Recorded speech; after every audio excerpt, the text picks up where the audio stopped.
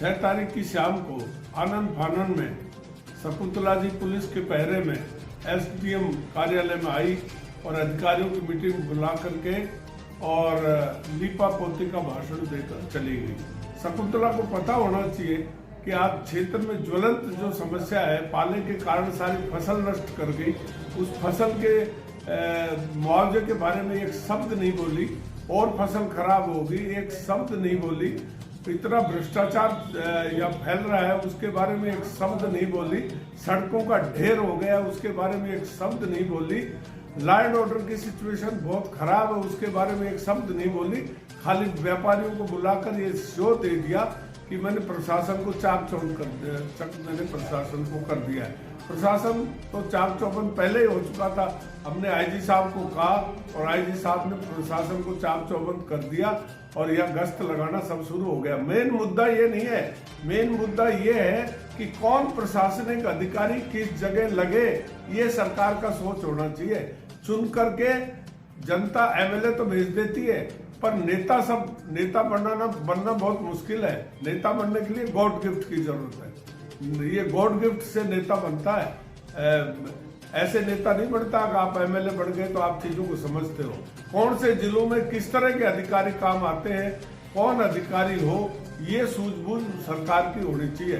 तो आजकल राजस्थान में ये बात नहीं है। हमने हरदेव जोशी का शासन देखा, भैरू सिंह शेखावत का शासन देखा, शिवचरण माथुर का शासन देखा, सुखाड़िया जी का शासन सुना और हमने अशोक गहलोत का भी पिछले दो बार का शासन हमने देखा। सूझबूझ के साथ अधिकारी लगाए जाते थे, लेकिन जब से किस्सा कुर्सी का हुआ है, एमएलए की चॉइस पर अधिकारी लगा दिए गए जिनको ना तो भौगोलिक स्थिति का ज्ञान, ना क्षेत्र का ज्ञान, ना क्राइम का ज्ञान, और इस तरह से जो है या कानून व्यवस्था चौपट हो गई और जनता दुखी है।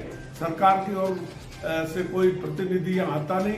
आज अतिवृष्टि के कारण जो फसलें जो चौपट हुई पाला के कारण, उसको माइकलाल कोई सुनने वाला नहीं। जनता जाए तो जाए कहाँ जाए। और धरना प्रदर्शन का भी जो हथियार जनता के पास था उसको भी इन्होंने इग्नोर करके रख दिया। करोड़ीलाल ने इतने दिन तक धरना प्रदर्शन किया, कोई सुनने वाला नहीं है। मतलब सरकार के नाम की कोई चीज नहीं है। सरकार तो कह रहे कि अपना राम नाम की लूट है, लूट सको तो लूट, अंतकाल पछताएगा जब प्राण जाएंगे छूट है। रोज गोलीबारी चल रही है, छीना जब्ती हो रही है और कहते हैं, आज मैंने ये भी सुना शकुंतला के मुंह से अभी थी उस पर वीडियो पर कि साहब हमने बहुत सारी रिकवरी कर ली, एक भी चोरी बदमाशी आज तक नहीं पकड़ेगी बानसूर में। और बानसूर में कोई प्रशासन का डर भय नहीं है। प्रशासन का डर भय जब अधिकारी सोच समझकर लगाए जाते हैं या सोच समझकर अधिकारी नहीं लगने के कारण ऐसा चौपट हो गया। मैंने ये देखा है, जो जात बिरादरी के हिसाब से अधिकारी लगते हैं वो कभी कामयाब नहीं होते, क्योंकि वो रिश्तेदारियों के प्रेशर से दबे रहते हैं। आदरणीय घासीराम जी यादव और मैं राजेश पायलट साहब, मैं इनका उदाहरण देता हूं कि इन्होंने कभी भी अपनी जात बिरादरी के अधिकारियों को नहीं लगाया, क्योंकि वो समझते थे कि जात बिरादरी के आधार पर अधिकारी न्याय नहीं दे सकता क्षेत्र को, इसलिए दूसरे जाति के अधिकारी लगाए जाते थे तब को ताकि लोगों को न्याय मिल सके। यहाँ इस तरह का चौपट कर दिया सारा का सारा। पायलट साहब ने कभी भी अपनी जात बिरादरी को कहीं और फायदा पहुंचा दिया होगा, पोस्टिंग कर दी होगी, पर कभी मैंने नहीं। मैं 3 चुनाव उनके खिलाफ लड़ा, पर 2 साल में एक भी गुजर अधिकारी को नहीं देखा मैंने लगाए। सब लगाओ, दूध लगाओ, जात बिरादरी से कुछ नहीं पड़ता, पर न्याय की दृष्टि से क्षेत्र में जात बिरादरी और रिश्तेदारियों का प्रेशर आने से आप न्याय नहीं कर सकते। इसलिए सोच समझ के अफसरों को डेप्यूट करना चाहिए। यहाँ अस्पताल की स्थिति बहुत खराब है, यहाँ सब चीजों की। कल मैंने डिप्टी साहब को सुना, बेचारे कह रहे थे कि साहब हमने वो एजुकेशन के ये जो लाइब्रेरियाँ हैं उनका टाइम, पढ़ने का टाइम कभी मैं आपके माध्यम से डिप्टी साहब को पर्सनल भी रिक्वेस्ट करूंगा कि लाइब्रेरी, ये तो कंपटीशन का जमाना है, ये तो पढ़ने की प्रैक्टिस है। आप ये जो अवैध रूप से चलाए जा रहे ये जो होटल्स वगैरह जो हैं, इनका आप विशेष ध्यान रखिए।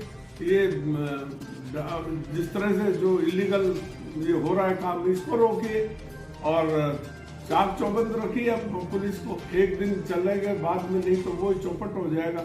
इसलिए सज्जन है, शरीफ है डिप्टी साहब, सारी बात ठीक है, लेकिन यहाँ पर जो पॉलिटिकल प्रेशर है उसको ये नहीं झेल पाएंगे।